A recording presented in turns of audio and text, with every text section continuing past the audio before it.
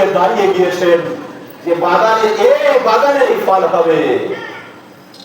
আবু সালেহ মুসা জাঙ্গি রাহমাতুল্লাহ আলাইহি ওখানে দাঁড়িয়ে অপেক্ষা করতে লাগলেন।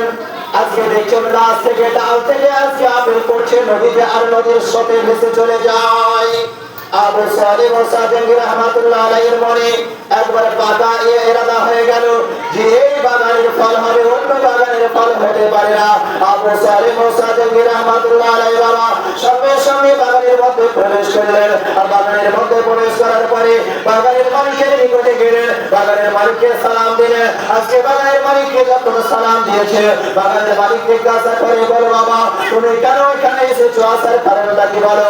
আবু সালেহ মুসা জাঙ্গি রাহমাতুল্লাহ আলাইহি বলে, হুজুর আপনার দরবারে আমি এই কারণে এসেছি যে আপনার আজকে বাগান থেকে একটি ফল নদীতে পড়েছিল, আর ওই ফলটি নদীর ধারে আজকে নদীর সঙ্গে ভেসে চলে গেছিল অনেক দূর।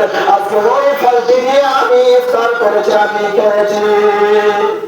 বলে হুজুর গো আপনার কাছে আমি ক্ষমা নিতে এসেছি, মেহেরবানি করে দয়া করে আপনি আমাকে ক্ষমা করে দিন, আপনি আমাকে ক্ষমা করে দিন।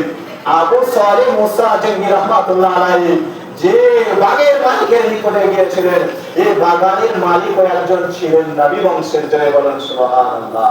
যার নাম ছিল আব্দুল্লাহ সামি রাহমাতুল্লাহ আলাইহি। ইনি একজন জবরদস্ত আল্লাহর ওলি ছিলেন।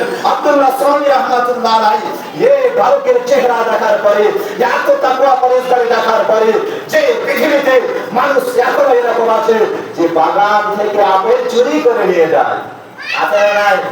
আমাদের দেশে অনেক আছে, আপনার আমের বাগান থেকে চুরি হয় না, হয় না ভাই?